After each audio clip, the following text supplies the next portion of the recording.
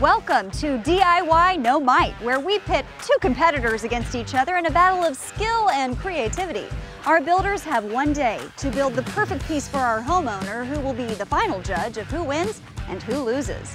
The winning piece becomes a permanent part of our judge's home, while the losing piece gets blown up with explosives. And that's not a turn of phrase. Oh no, we have demolition experts standing by to turn a lovely piece of furniture into a pile of kindling. I'm sorry, you're doing what now? I know, right?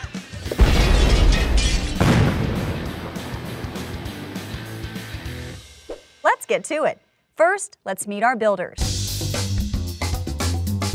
My name is Cromwell. My background in woodworking is 20 plus years, so I've been doing cabinets now pretty much full-time for the last 15 years. I enjoy the design process. I enjoy meeting new clients and figuring out what it is that they want and then being able to make something that serves their needs. My name is Matt. I've been doing woodworking for about 3 years now, and I'm kind of okay at it. I bought a fixer-upper house, so I've been teaching myself a lot of DIY, a lot of YouTube, a lot of how-tos, and a lot of trips to Lowe's. Precision is not the name of my game exactly. I go with unique and something that has character. If it can't be pretty, at least it needs to be sturdy. Now let's learn about today's challenge. Today we are building a custom piece for our homeowner, Jamie. She has an entryway that is in desperate need of more storage. She has given us the measurements for her space, and the rest is up to our competitors. Okay, Jamie, you're our homeowner in this competition, but you're also my new homie. So I gotta ask, how you feeling? I feel good. I'm excited. I like a little competition. Any factors we should be thinking about in the design? Anything like that? I've got 2 dogs, a husband who is part of the annoyance for why I need a little entryway furniture. He likes to, just drop his things wherever he walks in. As far as style goes, I really like to mix things up a lot. And so I want it to fit in, but not feel like it has completely altered the space. And so, size is important. The functionality of it obviously is very important, and just really fitting in and helping it to feel more like a home.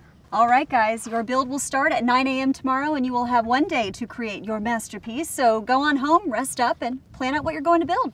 I'll see you all here tomorrow, bright and early. Well, at 9 a.m.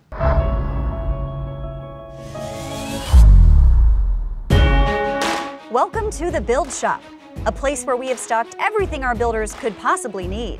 Everything from saws to drills, hand tools to snacks. The only limit is their imagination and, the time limit. Jamie gave us some things to work with, but it was pretty broad, so I'm kind of excited to see what kind of design I can come up with and see what I can actually execute. I can be a bit of a perfectionist at times, and I know that that will be my biggest downfall because I'll run out of time. Cromwell will be creating an entryway table with a twist, adding shallow cubby storage underneath. Matt will be creating a stairway-inspired storage bench with a tall back for coats, topped with a lime and praline cream. Wait, that part is from something else. So let's get building. So I was sitting on my stairs, which are right by my door, trying to get ready to go to Lowe's and figure stuff out, and it kind of hit me there. The stair tread itself makes for a pretty solid bench. It was 36 inches. It has the rounded off front, so the back of your knees aren't going to get cut. So that gave me both the top and the bottom for my bench that I needed. And then I augmented that with some stair rail balusters as a way to support the upper hooks. So it's going to be a whole stairway theme. I'm not sure if I have a great name for it yet. I'm not gonna call it Stairway to Heaven. I'm not gonna say it'll give you a step up on your way out the door. Because it is a storage bench, I kinda wanna call it a stairage bench, but I think she might blow the piece up based on the badness of that joke alone. What are you doing over here, buddy? Are these pocket holes? These are pocket holes. I had to figure out a way to connect my top bench to my bottom bench, and I don't want to say terrible, but let's just say not reliable with traditional joinery. So the Craig jig here is a dead simple DIY way to get fail-safe joinery to connect things securely. And how does it work? Preset, down, drill, and you're all set. Goes right in the pocket hole. Right in the pocket. Isn't that beautiful?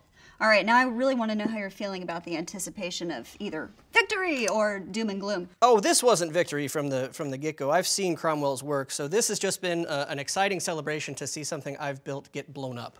You got to stop that. We need some positive self-talk here. So we're gonna pound it. Okay, We're gonna pound it, yep. and maybe don't blow it up. Maybe Well, yeah, let's because it's kind of, yeah, just pound it, because otherwise that's a bad omen.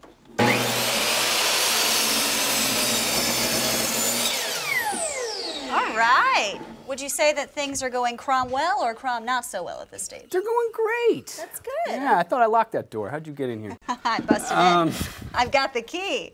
What are you making right now? I am starting the legs to a console table. So you're doing an entryway table. I'm doing an entryway table, yeah. And these are going to be part of the support for the main leg that come down. That sounds fantastic. I notice you have a piece of wood clamped to the end down there. What's the function of that? So what I'm using it for is a stop block, so I don't have to keep remeasuring every time because they all want to be the same length. So what I've done is I've set it to the desired length, and I'm using it as a stop fence so that I know that every time I cut the board, it's going to be the same length. Okay, so it just facilitates the cutting process, helps you do things more makes quickly. things faster and more precise. Yeah.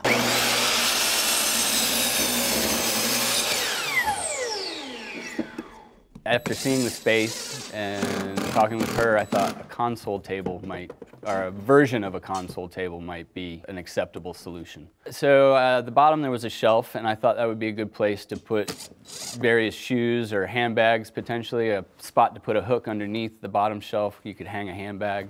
In the center, I was thinking keys and phones and wallets and things like that. And the top, you know, tchotchkes. I put feet on it, and I added the cross brace, which the shelf will sit on.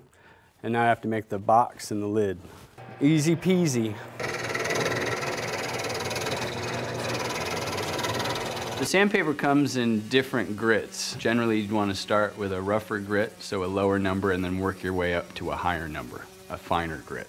You have entered into the stain portion of the build process. It's true, I've made it this far. You're feel doing good. great. Yeah. Why did you choose this particularly dark stain? You know, stain's sort of a personal preference, I guess. You can go light, you can go dark with it. I just felt that the darker stain would go really well with my finished product. I feel that console tables tend to be black and dark. So what do you normally do if you had ample time? I know that's the wish we all wish we had. If you had ample time, how many times would you go through this process? Is there anything else you would do? Well, yeah, maybe a second coat of stain after I finish the first coat, and then I definitely do several coats of polyurethane. But between coats, you need to allow time for drying and then a little light sanding. And how much time does one normally need to budget for that whole shebang? Ideally, yes. 8 hours would be great. Okay. To wait between coats. Well, we don't have that kind of time. No, we don't.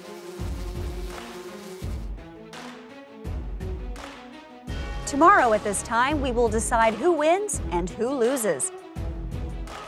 Their building is done, but the real drama is just beginning. Tomorrow is the big day, where we will see which piece joins Jamie in her home and which one joins the Warriors in Valhalla.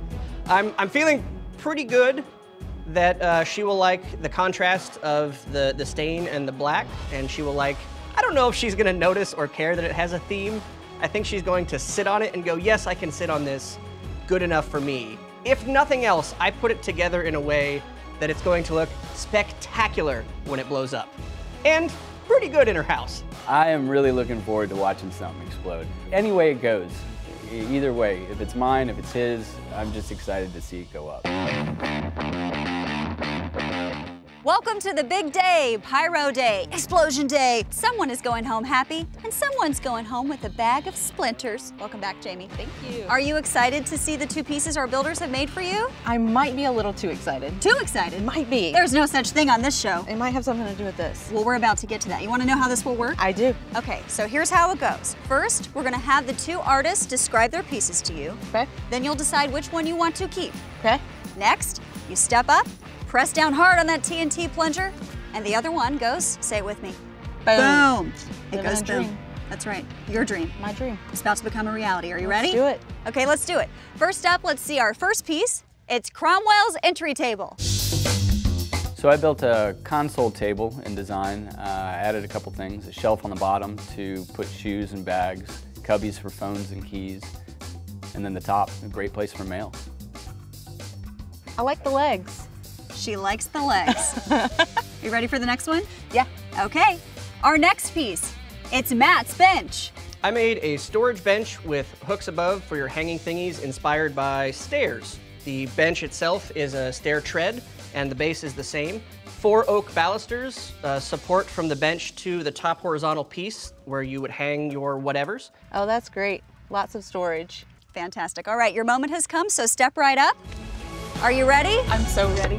Jamie has made her choice, and our demolition team has activated the explosives under one of the 2 pieces. Here we go in 5, 4, 3, 2, 1. Hit it!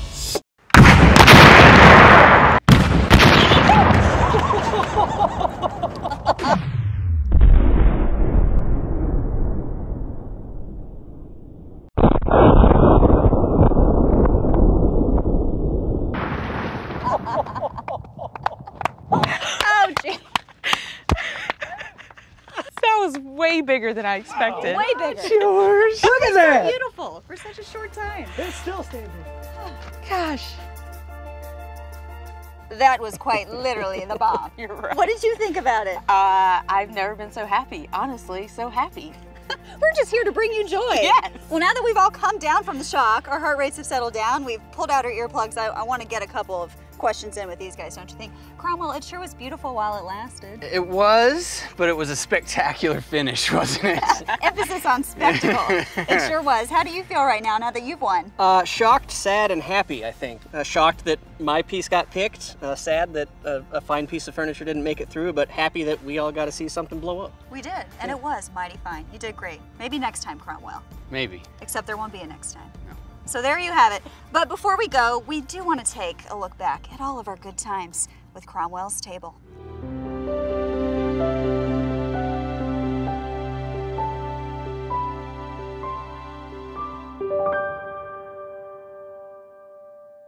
Did Jamie make the right choice? Should we have used even more explosives?